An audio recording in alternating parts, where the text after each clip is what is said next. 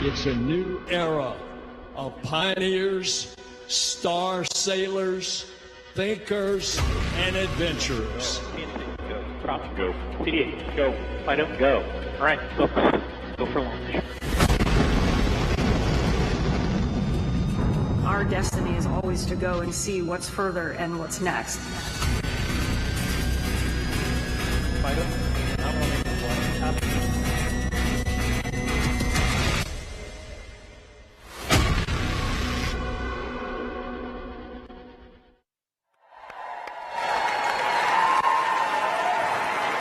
That was awesome. Good morning, and welcome to Ellington Field at NASA's Johnson Space Center in Houston. I'm Joe Acaba. Thank you. I'm Joe Acaba, Chief of NASA's Astronaut Office, and I'm joined by Norm Knight, Director of NASA's Flight Operations Directorate. We're here today with a mission to introduce the world to the crew of Artemis II. 4 names, 4 explorers, 4 of my friends answering the call to once more rocket away from Earth and chart a course around the moon. Well, Joe, I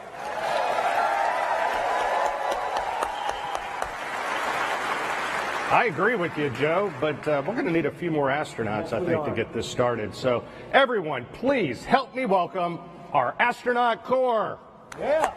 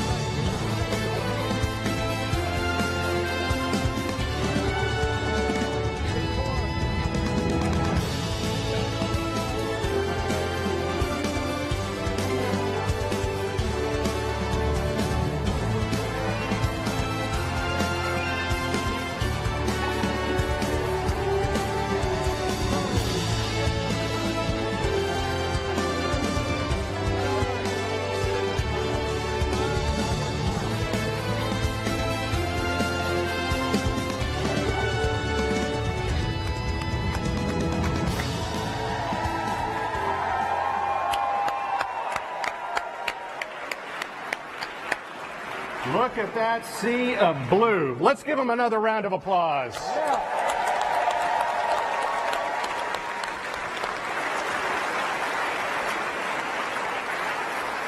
Our mission calls for 4 names. It's difficult to pick just 4 from a group that by its very definition attracts the best and the brightest that humanity has to offer. The astronaut corps, our entire astronaut corps, will be the forerunners as humanity looks to find its place among the stars. So that while we may be recognizing 4 individuals today, I want to thank the entire astronaut corps for their dedication and sacrifice as we ask them to strap into our current and future spacecraft, take those next steps to do the things that are hard so that others might follow behind them.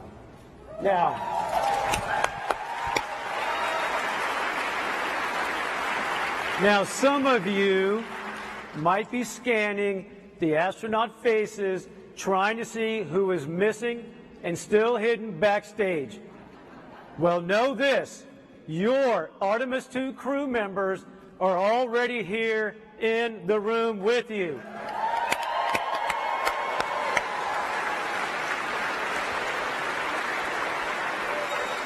But Because I love you all, I'm going to give you one hint. I am not one of them.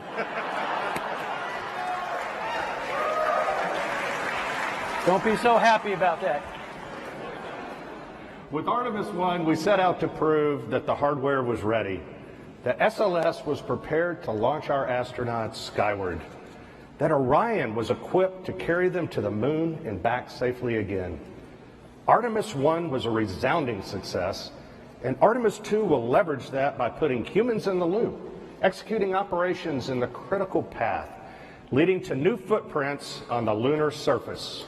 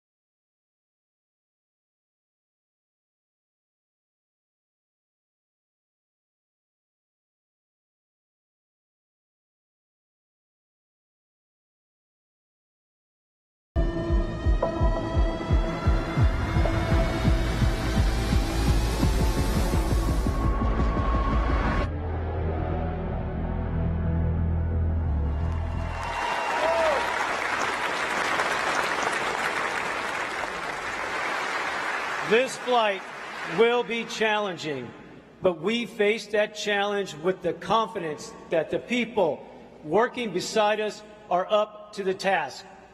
Houston is home for us, and it's where we'll plan, train, and ultimately fly the Artemis II mission. To give us a proper Houston welcome, please join me in bringing out JSC Center Director Vanessa White.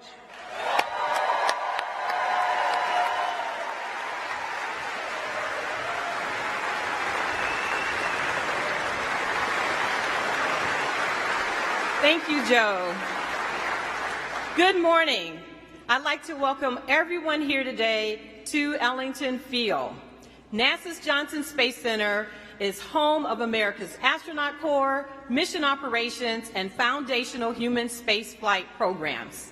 This past December, we witnessed history as the Orion capsule journeyed on a 1.4 million-mile journey around the moon and back. And the excitement continues as we prepare for Artemis II for the first time with crew.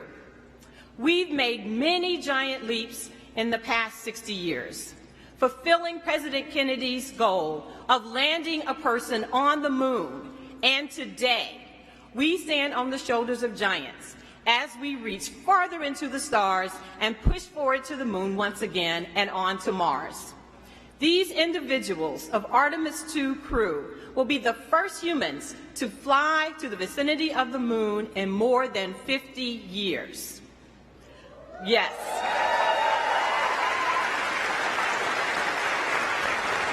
I'd like to take a moment to recognize those who paved the way, our Apollo legends, who are with us via the NASA Alumni League. Will you please wave?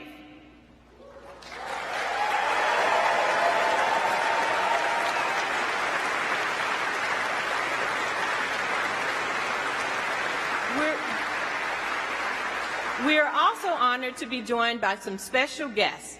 Please help me welcome NASA leadership, Administrator Bill Nelson, Deputy Administrator Pam Melroy, Associate Administrator Bob Cabana, and many of our NASA leaders who are from headquarters and all across our agency.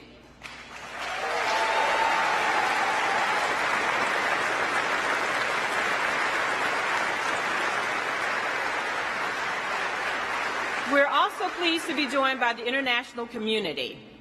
Representing the Canadian Space Agency is Minister Champagne.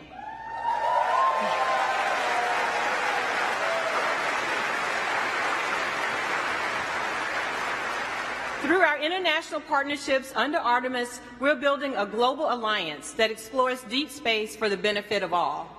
I'd also like to welcome the following elected officials: Senator Ted Cruz, Congresswoman Sheila Jackson Lee, Congressman Brian Babin, Congresswoman Lizzie Fletcher, the Comptroller of Texas, Glenn Hager, the Mayor Pro Tem of Houston, Dave Martin, and many other elected officials.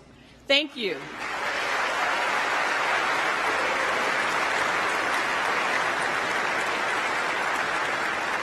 We're very appreciative of your continued support.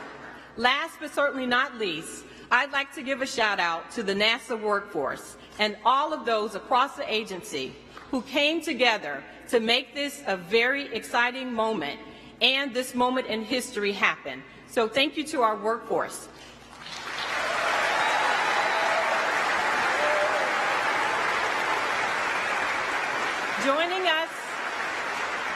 Joining us today are directors of our NASA centers. Will you please stand?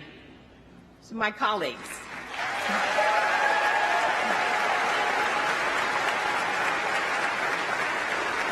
This mission represents the culmination of years of hard work and dedication by NASA and its partners. This is an exciting time for those working on the International Space Station, commercial crew, commercial LEO destinations, as we continue using those platforms and conduct deep space exploration with the Orion, Gateway, Human Landing System, and EVA programs. Together, our team of civil servants and contractors are enabling the success of the Artemis program. And this is only the beginning. For the students with us today from Houston and Clear Creek Independent School Districts and those watching, you are the future explorers, the future scientists, engineers, inventors, and mathematicians of the Artemis generation.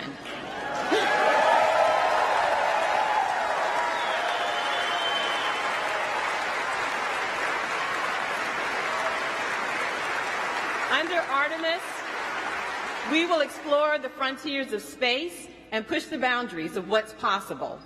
You may walk on the moon or be one of the many explorers who venture onward to Mars. We're all looking forward to you being a part of our mission, and I can't wait for you and everyone to meet our Artemis II crew. Thank you.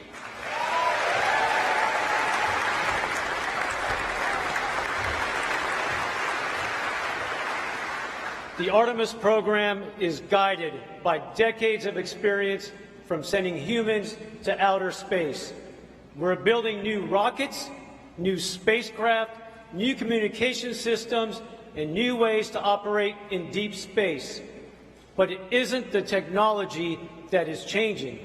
We've also learned that in order to go farther, we have to go together. Please join me in welcoming Minister Francois-Philippe Champagne. He's with us here from Canada, one of our steadfast partners in human spaceflight, ready to send one of their own to the moon. Thank you very much. Well, thank you, Joe, and good morning, everyone. Bonjour tout le monde. C'est un grand privilège d'être ici pour représenter le Canada. What an honor to be here today to represent Canada on this historic day. In his recent visit to Ottawa, President Biden said this: Canada and the U.S. can do big things because we do them together. And indeed,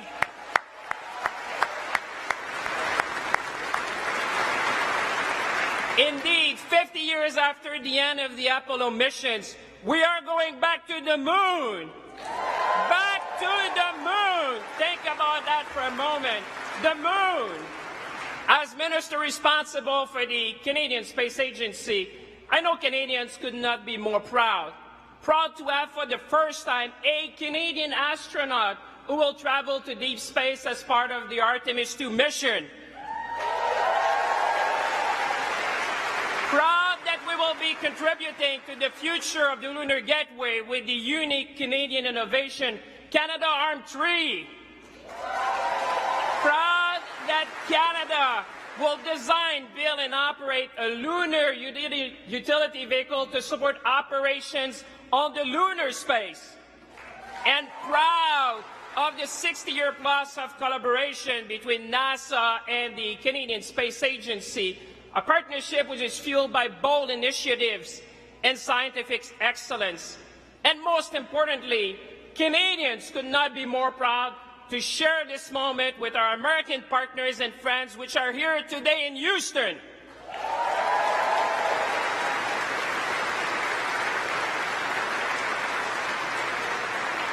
We would not be here today without the friendship and close partnership between our two nations. Because this is more than just about going back to the moon. This is about investing in the future. This is about possibilities. This is about seizing the opportunities of the space economy, from health to food security to climate change and much more. So as we embark together on this new space era, let's seize the moment. Let's be ambitious, and together let's inspire the young people watching us to reach for the stars and become the next generation of scientists, engineers, and explorers. Merci tout le monde. Thank you, everyone. Thank you, everyone.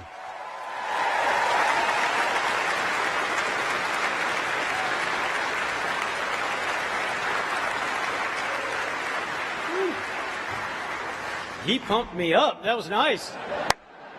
Next up is a group of people who need little introduction. Our agency leaders who know firsthand what it takes to fly in space. Please join me in welcoming NASA Administrator Bill Nelson, Deputy Administrator Pam Melroy, and Associate Administrator Bob Cabana.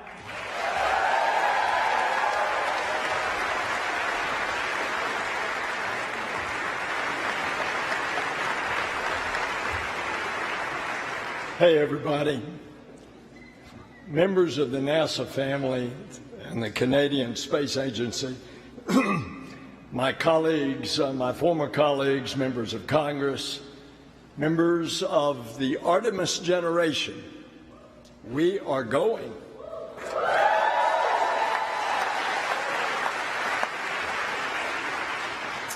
Pam, Bob, and I operate as a team, as a crew.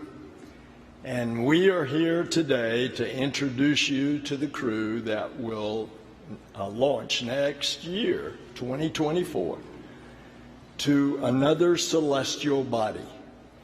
The largest, most powerful rocket in the world is going to propel them onward and upward into the heavens. And they fly to the moon. This is Artemis II mission. It's a mission that is significant in many ways. It's a demonstration of our ability to push the boundaries of human achievement. It's a testament to the unwavering passion of the team that will make it possible. And it's a message to the world. We choose to go back to the moon and then on to Mars, and we're going to do it together. Because in the 21st century, NASA explores the cosmos with international partners. We will unlock new knowledge and understanding. We've always dreamed about what more is ahead. Why? Because it's in our DNA. It's part of us. It's who we are as adventurers, as explorers, as frontiers people. And throughout history, humankind has gazed up at this celestial body, the moon, with wonder. And the space program propelled the moon to the forefront of culture and consciousness. It galvanized a historic effort that we are now the stewards of. The moon is a symbol of our can-do spirit. And over the course of the Artemis missions, the first woman and the first person of color will take giant leaps on the lunar surface. It's been more than a half-century since astronauts journeyed to the moon. Well, folks, that's about to change. The mission to the moon will launch 4 pioneers, but it will carry more than astronauts.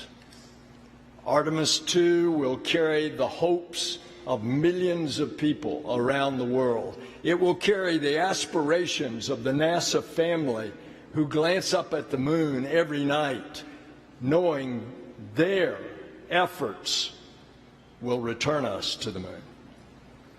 And it will carry the dreams of students who burn the midnight oil in libraries and laboratories, preparing one day to support an Artemis mission. And it'll carry the inspiration of the children who imagine themselves soaring in the skies. We will show what is possible when we dare to reach distant cosmic shores. The crew was selected by the Director of Flight Operations, Norm Knight, and the Chief Astronaut, Joe Acaba, and under the supervision of the Johnson Space Center Director, Vanessa Weiss. Will you all please join us up here?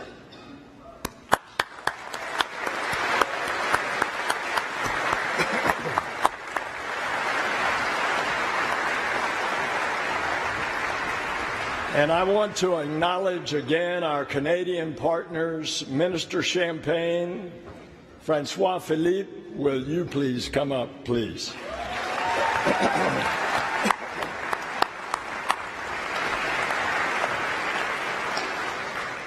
The Artemis II crew represents thousands of people working tirelessly to bring us to the stars. This is their crew. This is our crew. This is humanity's crew. May I introduce them to you all?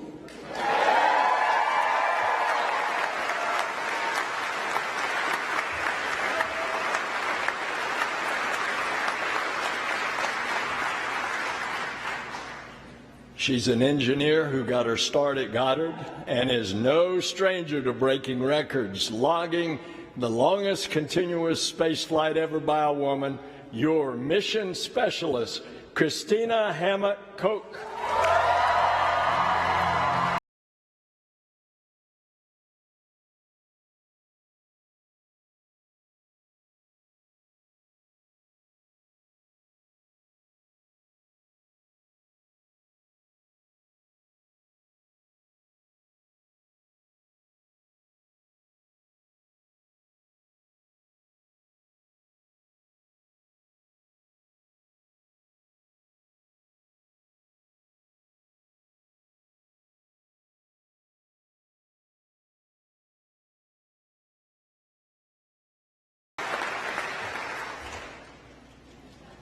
He's a Master of Science in Physics, an F-18 pilot, and a Canadian astronaut. Your mission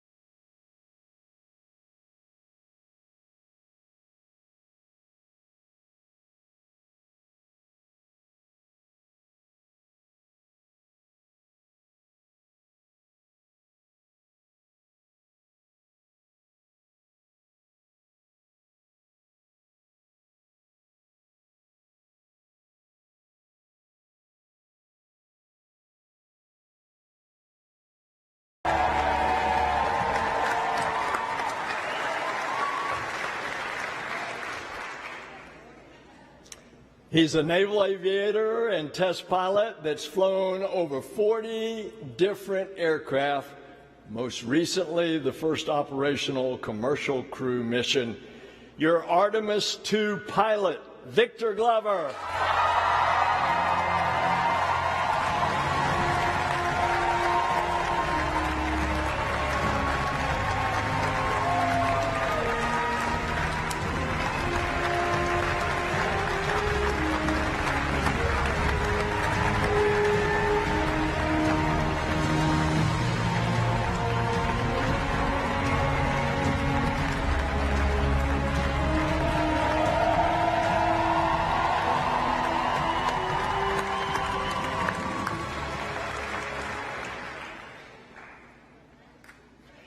He's a decorated naval aviator, test pilot, and leader of the highest character, your Artemis II commander, Reed Wiseman.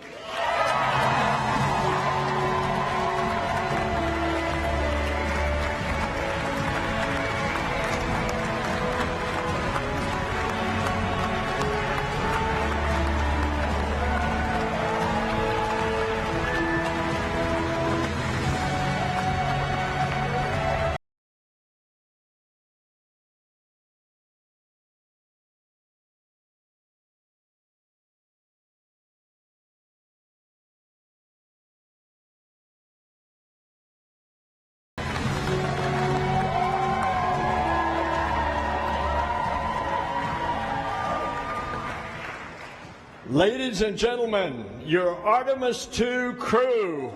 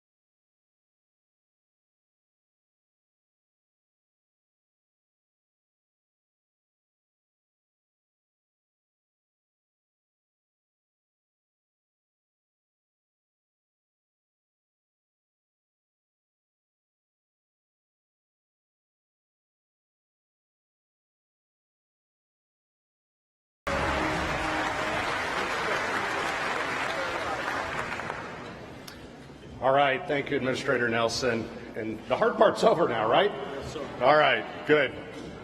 Well, Reed, Victor, Christina, and Jeremy, I am so proud to have you four standing here in this moment. You are the right crew for this mission. You are the future of Artemis, and it looks bright with you at the controls. As head of flight operations, I have the privilege of getting to know each and every astronaut.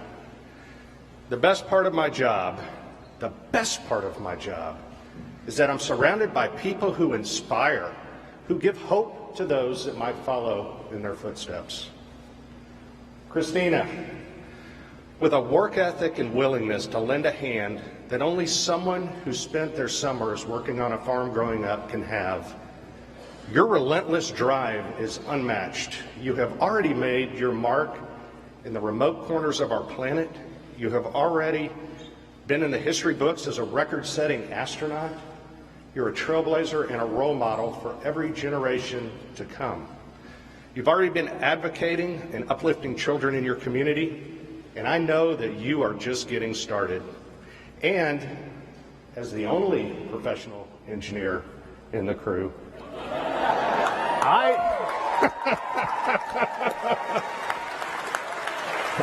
I know who Mission Control will be calling on when it's time to fix something on board. So we appreciate you.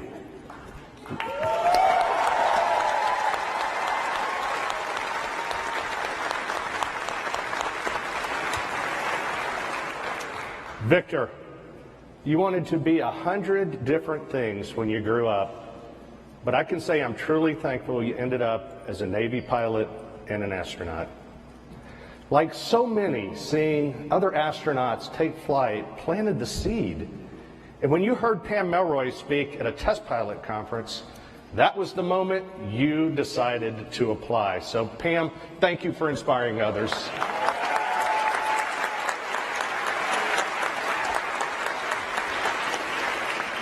Victor, you were the first person in your family to graduate from college.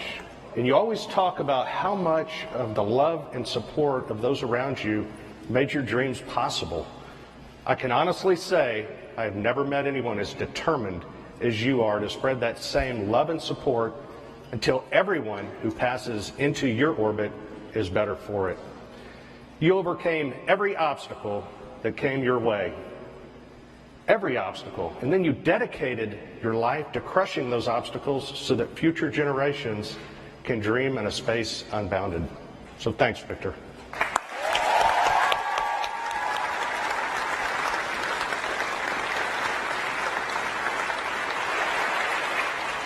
And finally, read and explore from the beginning. The forest of your youth might be smaller than the frontier that you're heading for now, but this was always you. It's what you were meant to be. You said for a time you wanted to be a train engineer, but I don't think trains go quite as fast as you need them to, so I wish the Reed of your youth, the ones that, that you're dealing with bullies, dealing with the uncertainties of growing up, could meet you now. Meet the Reed who took his first jet for a spin and knew he was meant to soar across the skies. The Reed who found a home and family in the Navy and here at NASA. The Reed who led our astronauts into a new era of space exploration. And the Reed who will lead Artemis II from the Earth to the Moon and safely back home again.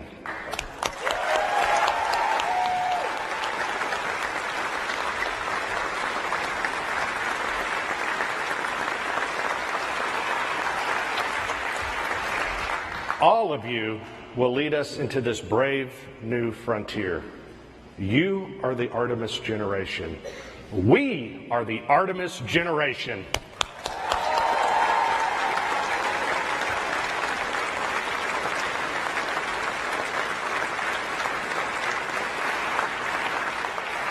And with that, I will hand it back over to our neighbors to the north to talk about Jeremy, who will take his own place in history.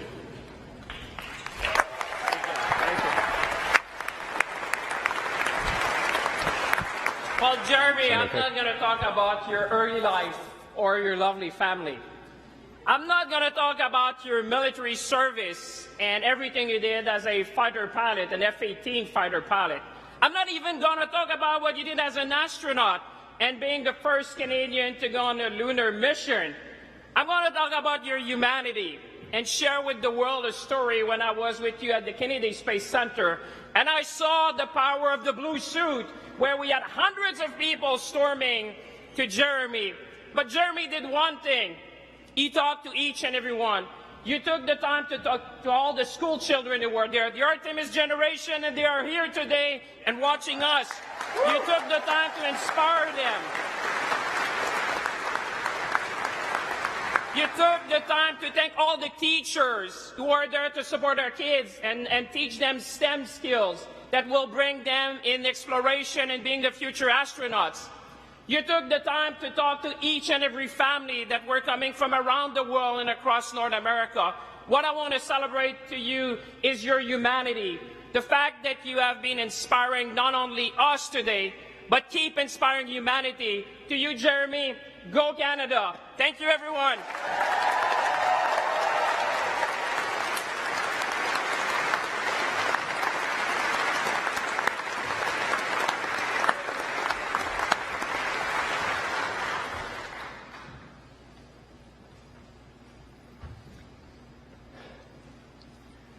So here we have it.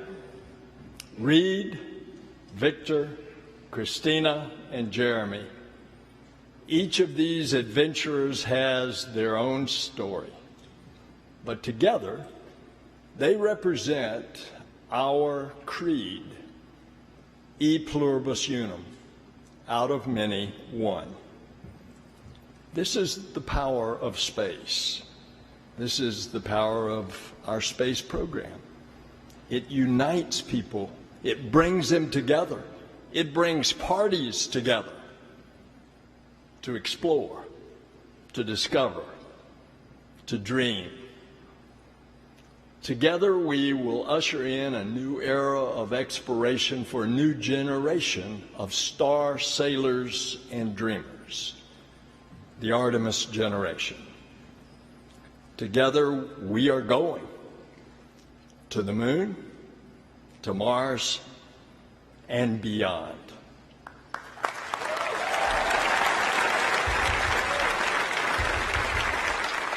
All right, let's give a big hand to our leadership.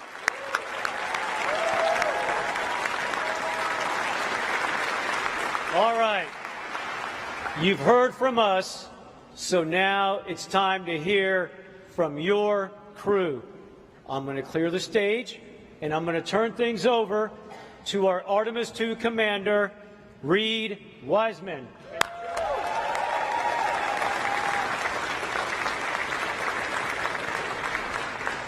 All right, so I got to ask the school kids, is it hot in here today? Woo! All right, and I don't think that in my 14 years at NASA, we've had this many astronauts in one place at one time. I'm losing my voice. We're having so much fun backstage. It is great to see this diverse international group. Awesome to be here with you guys. Woo! I'm going to hand it over to the gentleman to my right here, Victor Glover, who has become, in the last few years, an amazing mentor to me. I didn't ask for it. He didn't ask for it. It just happened that way. One of the best leaders I know, one of the best dads, husbands, and friends, and one of the most talented aviators I've ever met. Victor Glover.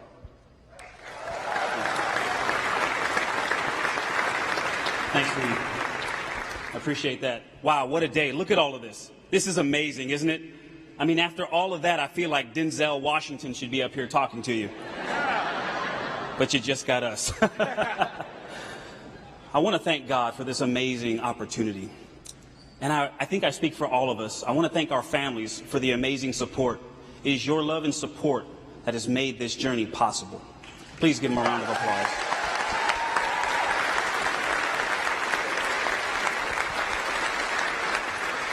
And to all of the folks who made this celebration possible, thank you for your hard work. They're the real ones in here sweating with all of us. But this is a big day. We have a lot to celebrate. And it's so much more than the 4 names that have been announced. We need to celebrate this moment in human history. Because Artemis II is more than a mission to the moon and back. It's more than a mission that has to happen before we send people to the surface of the moon. It is the next step on the journey that gets humanity to Mars. Yeah, you can clap for that. That's big. And this crew will never forget that. Now, we have a lot of work to do before we get there, and we understand that. And when talking about that work, you may often hear people say, human spaceflight is a marathon, not a sprint. But we have watched the people that work so hard to make our mission possible, and I can tell you, it is a series of sprints. That's called a relay race. Human spaceflight is like a relay race, and that baton has been passed generation to generation, and from crew member to crew member. From the Gemini, Mercury, Gemini, Apollo, Soyuz, Skylab, Mir, the Shuttle, International Space Station, commercial crew, and now the Artemis missions. And we understand our role in that. And when we have the privilege of having that baton, we're going to do our best to run a good race to make you proud. I pray that God will bless this mission, but I also pray that we can continue to serve as a source of inspiration for cooperation and peace, not just between nations, but in our own nation. Thank you, and God bless us all.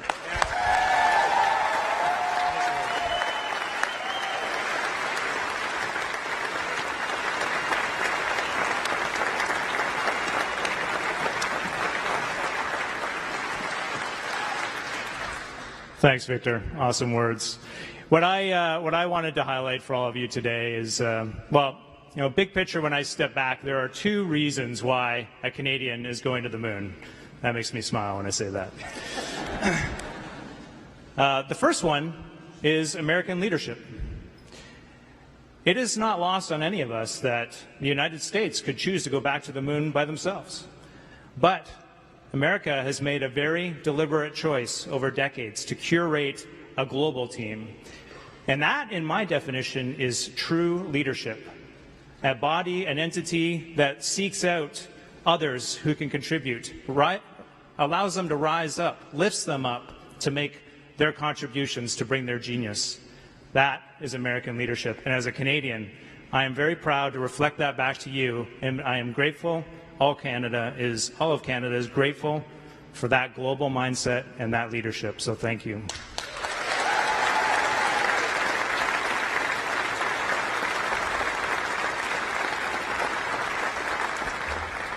The second reason is Canada's can-do attitude.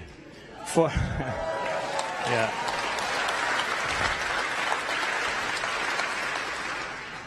For decades now, literally thousands upon thousands of Canadians have risen to that challenge to bring real value to the international partnership with respect to space exploration, to bring real solutions. Our scientists, our engineers, the Canadian Space Agency, the Canadian Armed Forces, across government, all of our leadership, working together under a vision to take step by step, and all of those have added up to this moment where a Canadian is going to the moon with our international partnership, and it is glorious.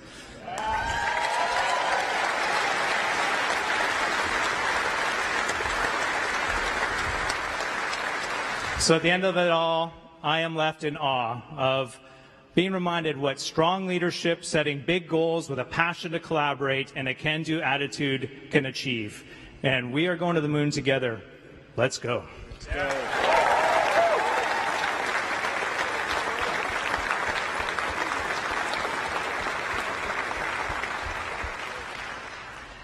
Thank you, Victor. Thank you, Jeremy. Thank you, Reed. It is an honor to be here. I also want to thank our families, the Trailblazers, our colleagues, and our leadership.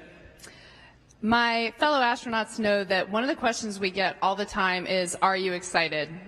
And I can tell you, when I think about this mission that's a relay race with international partners, it's also so awesome in and of itself. We are going to launch from Kennedy Space Center through the work of the Exploration Ground Systems team. We're going to hear the words, "Go for launch," on top of the most powerful rocket NASA's ever made, the Space Launch System. And we're going to ride that rocket for 8 minutes into Earth orbit. We're not going to go to the moon right away. We're going to stay in an amazing high orbit, reaching a peak of tens of thousands of miles while we test out all the systems on Orion and even see how it maneuvers in space. And then, if everything looks good, we're heading to the moon.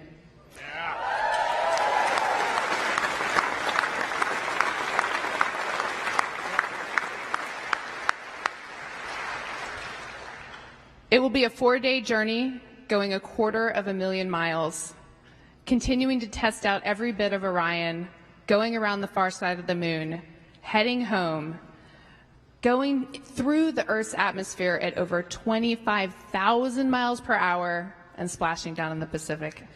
So, am I excited? Absolutely.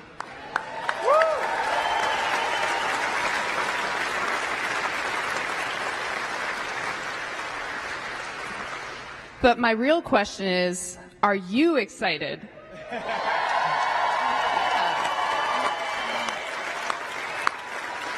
I see you. And I ask that because the one thing I'm most excited about is that we are going to carry your excitement, your aspirations, your dreams with us on this mission. Artemis II, your mission.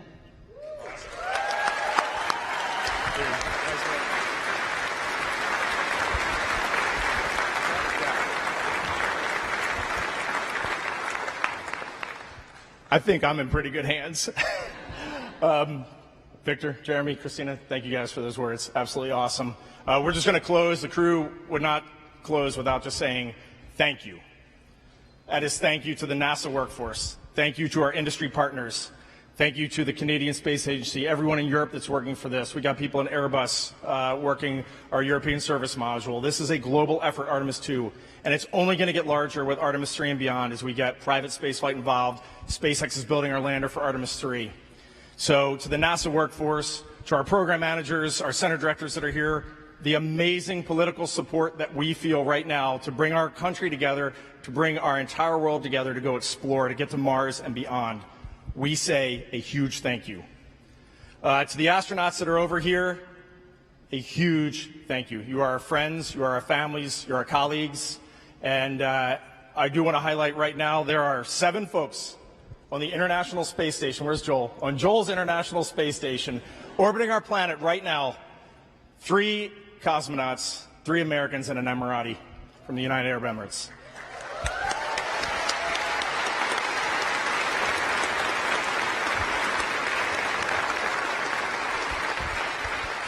If any of you over there are looking for heroes today, go Google these folks because they're our heroes. And I definitely want to call out our friend Frank Rubio, who has already spent 6 months up there. And Frank is going to spend another 6 months due to an issue with his spacecraft. So he'll be up in space for over an entire year. All right, that man is a hero, for sure.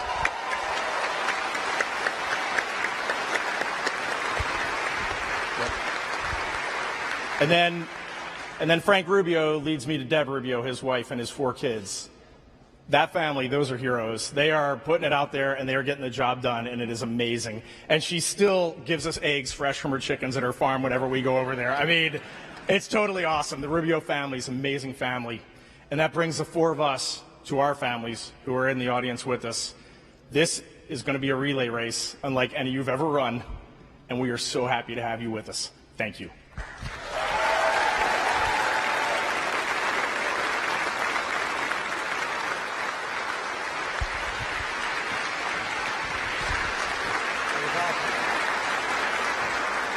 Got more you want to say, Reed? There's 3 words that we keep saying in this. 3 words that we keep saying in this Artemis program. We are going, and I want everybody to say it on 3. 1, 2, 3. We are going. We are going.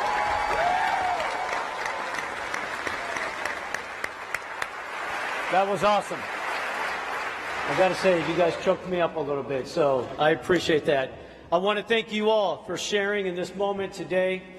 Thank you to all of our speakers and esteemed guests, and thanks to our crew, Reed, Victor, Christina, and Jeremy, as they get ready to embark on this journey. I'll ask all of my fellow astronauts to join us back up here. Come on up, everyone.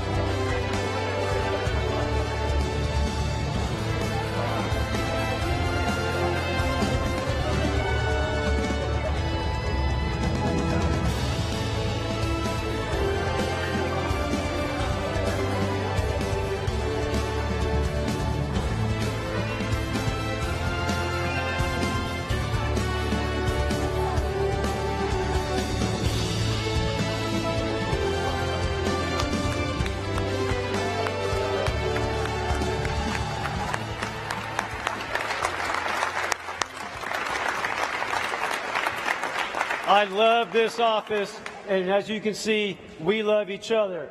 We need a picture.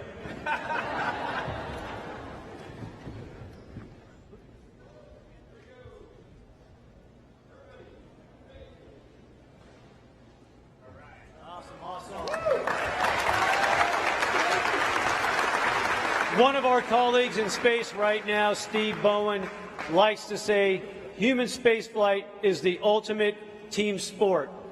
When these four fly around the moon, they won't be doing it alone.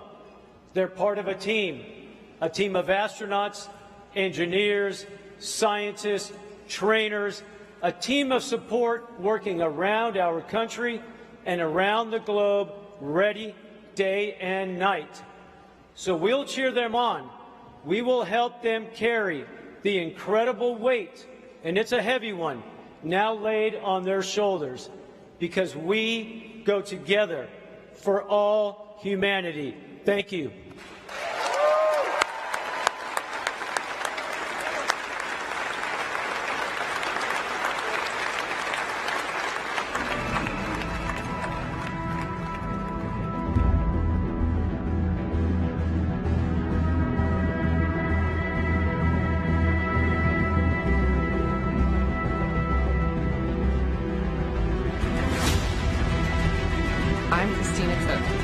Specialist. I'm Jeremy Hansen. I'm a mission specialist. I'm Victor Glover. I'm the pilot. I'm Reed Wiseman. I'm the commander for the Artemis II mission to the moon. To the moon. To the moon. To the moon.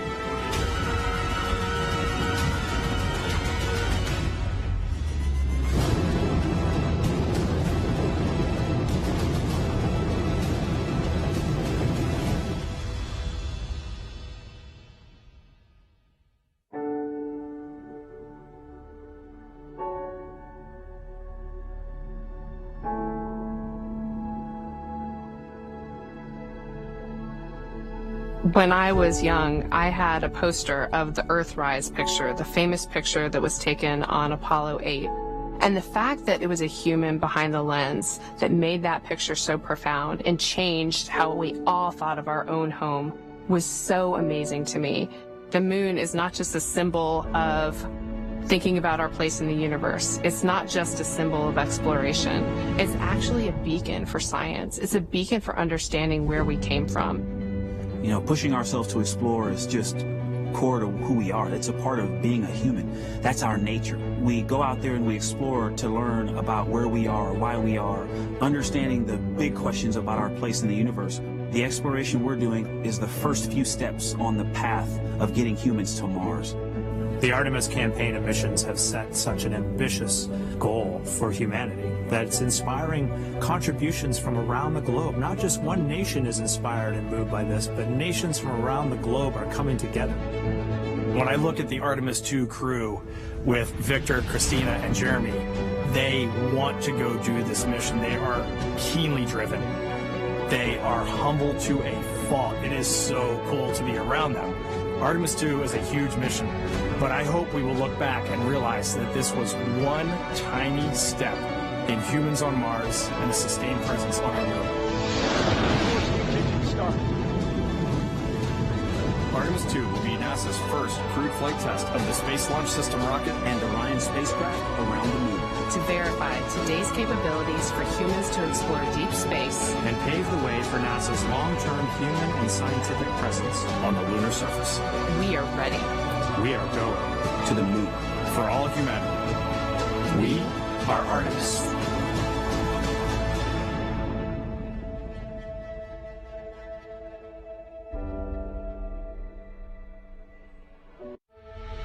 All 50 years ago, we pioneered a path to the moon. The trail we blazed cut through the fictions of science and showed us all what was possible.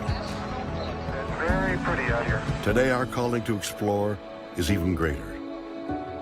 To go farther, we must be able to sustain missions of greater distance and duration. We must use the resources we find at our destinations. We must overcome radiation, isolation, gravity, and extreme environments like never before. These are the challenges we face to push the bounds of humanity. We're going to the moon to stay by 2024, and this is how. This all starts with the ability to get larger, heavier payloads off-planet and beyond Earth's gravity. For this, we designed an entirely new rocket. The Space Launch System. SLS will be the most powerful rocket ever developed. And with components in production. And more in testing. This system is capable of being the catalyst for deep space missions. We need a capsule that can support humans from launch through deep space and return safely back to Earth. For this, we've built Orion. This is NASA's next-generation human space capsule. Using data from lunar orbiters that continue to reveal the moon's hazards and resources. We're currently developing an entirely new approach to landing and operating on the moon. Using our commercial partners to deliver science instruments and robotics to the surface, we are paving the way for human missions in 2024. Our charge is to go quickly and to stay, to press our collective efforts forward with a fervor that will see us return to the moon in a manner that is wholly different than 50 years ago. We want lunar landers that are reusable, that can land anywhere on the lunar surface. The simplest way to do so is to give them a platform in orbit around the moon from which to transition. An orbiting platform to host deep space experiments and be a waypoint for human capsules. We call this lunar outpost Gateway. The beauty of the Gateway is that it can be moved between orbits. It will balance between the Earth and Moon's gravity. In a position that is ideal for launching even deeper space missions. In 2009, we learned that the moon contains millions of tons of water ice. This ice can be extracted and purified for water. It can be separated in oxygen for breathing or hydrogen for rocket fuel. The moon is quite uniquely suited to prepare us and propel us to Mars and beyond. This is what we are building. This is what we're training for. This we can replicate throughout the solar system.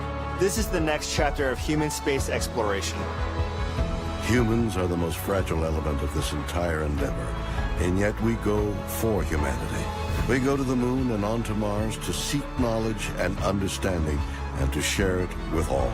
We go knowing our efforts will create opportunities that cannot be foreseen. We go because we are destined to explore and see it with our own eyes. We turn towards the moon now, not as a conclusion, but as preparation, as a checkpoint toward all that lies beyond. Our greatest adventures remain ahead of us. We are going. We're going. We are going. We are going. We're going.